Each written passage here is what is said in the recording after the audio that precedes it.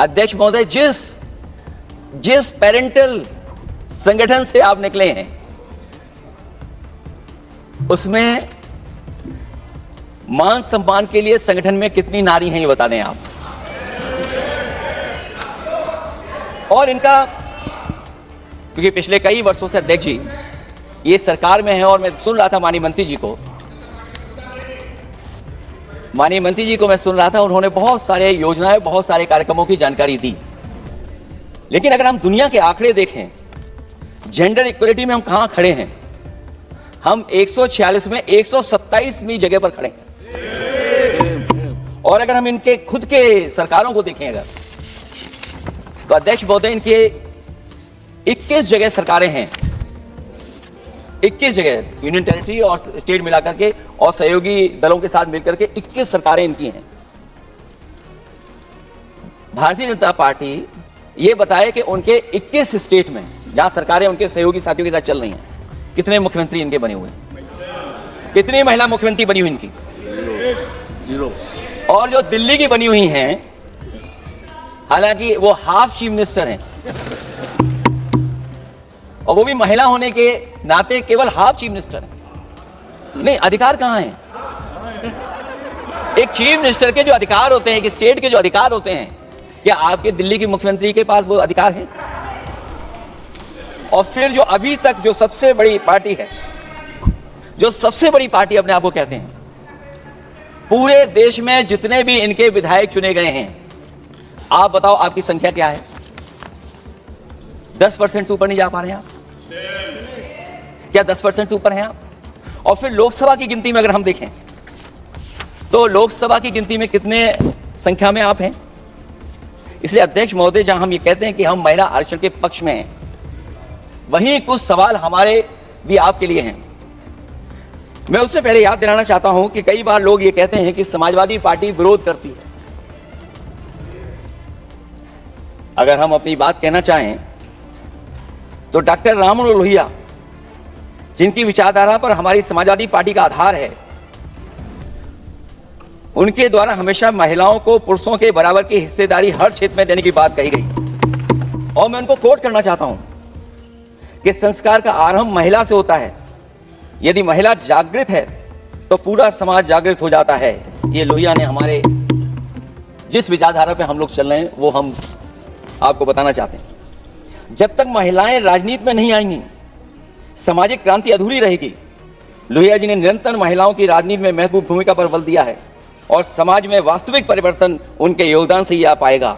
इसलिए मैं याद दिलाना चाहता हूं अध्यक्ष महोदय, उत्तर प्रदेश में पंचायत में सबसे पहले आरक्षण महिलाओं के लिए लागू करने का काम समाजवादी पार्टी ने किया।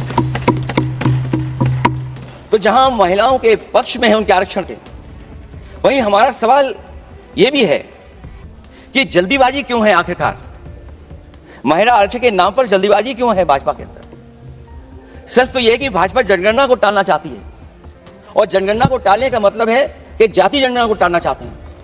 और जाति जनगणना इसलिए टालना चाहते हैं क्योंकि वो आरक्षण का सवाल उठेगा। जो भाजपा उनके संगी साथी कभी भी देना नहीं चाहते हैं आरक्षण। भाजपा को यह भी अच्छी तरह याद है कि पीडीए में ए का मतलब आधी आबादी है, मतलब महिलाएं भी पूरी की पूरी उसमें गिनती में आती हैं। एक बड़ा चुनावी सच यह भी है कि भाजपा की चुनावी घपलेबाजी अब पूरी तरह से भंडाफोड़ हो गई है। जो एसआईआर आप लेकर के आए थे अध्यक्ष महोदय, उत्तर प्रदेश में हम लोगों ने बड़े करीब से देखा एसआईआर। वो कहने को तो एसआईआर था, लेकिन सच्चाई में वो एनआरसी का रूप था। और एसआईआर के मामले में जिस तरीके से वोट काटने का काम शुरू हुआ, मैं बधाई देना चाहता हूं अपने पीडीए प्रहारी और संगठन के लोगों को जिन्होंने वोट बचा लिया।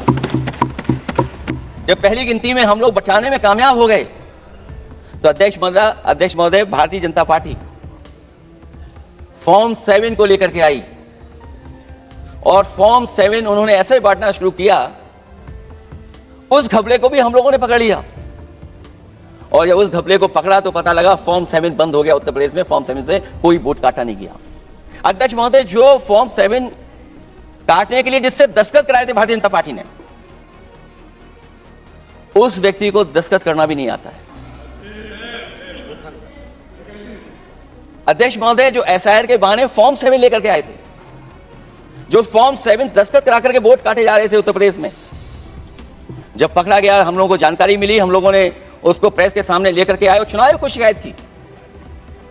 फॉर्म 7 से वोट कटना रुक गया, लेकिन अभी भी उस पर कोई कार्रवाई नहीं की जिसने उसके नकली दस्तखत कराए थे अध्यक्ष महोदय। इससे तो लगता है कि पूरा का पूरी व्यवस्था जुड़ी हुई है भारतीय जनता पार्टी से।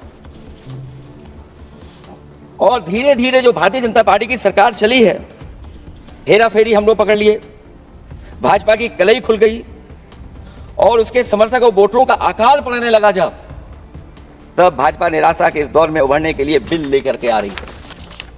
ये भारतीय जनता पार्टी का जो वोट कम हो रहा है, असली लक्ष्य अध्यक्ष महोदय वोट है, सत्ता में रहना है, इसलिए आरक्षण को लेकर के आए हैं। भाजपा की यही राजनीतिक चाल रहती है। जब पुराने लोग ये समझ जाते हैं कि भाजपा किसी की सगी नहीं है, तो हर बार भाजपा कुछ नए लोगों को अपने लुभाने जुमलों में फंसाती है। इस बार भाजपा महिलाओं को लेकर ये पुरानी चाल चल रही है, लेकिन सफल नहीं होगी, क्योंकि सबसे ज्यादा दुखी तो महिलाएं ही हैं। भाजपा की कमीशन खोरी और चंदा वसूली की वजह से जो महंगाई बढ़ी है, उससे उनकी रसोई सूनी हो गई है। रही सही कसर सिलेंडर की, बेतहाशा बढ़ती कीमतों ने पूरा कर दिया है। ये अध्यक्ष महोदय मैं इसलिए कह रहा था कि माननीय मंत्री सिलेंडर की याद दिला रहे थे। उन्होंने इज्जत घर को भी याद दिलाया, जिसको कभी प्रधानमंत्री जी ने कहा कि ये इज्जत घर होंगे। गांव गोद लिए गए, जाकर के सरकार देखे उन गांव को अनाथ अगर किसी ने छोड़ा है तो भारतीय जनता पार्टी ने छोड़ा है। हर महिला अपने बच्चों को पढ़ाना चाहती है, लेकिन भाजपा की शिक्षा विरोधी सोच तो सरकारी स्कूल तक बंद करवा दे रही है। महिलाओं का दर्द क्या होता है, ये मेरठ के दुकानदारों के परिवार की महिलाओं की आंखों में आए आंसू भी बयां कर रहे हैं, और नोएडा की मजदूर और मेट के गले बयान भी कर रहे हैं। क्योंकि जब हम बहस महिला आरक्षण पे कर रहे हैं, तो हमें याद रखना चाहिए कि हमारे बिल्कुल बगल में 40,000 से ज्यादा लोग सड़कों पे मजदूर, महिलाएं सड़कों पर हैं, जहां से प्रभु श्री राम जो कभी हम लोगों ने स्क्रीन पे देखा था, वो चुन करके आए थे। वहां पर महिलाएं धरने पर बैठी हैं, और अगर ये धरने पर इसलिए बैठी हैं क्योंकि उनको न्याय नहीं मिल रहा है, भारतीय जनता पार्टी की सरकार की वजह से उनके घर उजड़ रहे हैं, महिलाएं रो रो करके न्याय मांग रही हैं। तो मैं कहना चाहता हूं अध्यक्ष महोदय सरकार से कि अगर ये बिल इतना ही सही है, तो इसे मेरठ नोएडा की पारिवारिक और कामगार महिलाओं के बीच बैठकर घोषित किया जाए कि उनके लिए इसमें क्या क्या होने जा रहा है। हम महिला आरक्षण के साथ हैं, पर उस भाजपाई चालबाजी के खिलाफ हैं, जो एक साजिश के तहत की जा रही है। भाजपाई और उनके संगी साथी देश की सबसे बड़ी आबादी के वर्ग, मतलब पिछड़े वर्ग की महिलाओं के बारे में चुप्पी साधे बैठे हैं।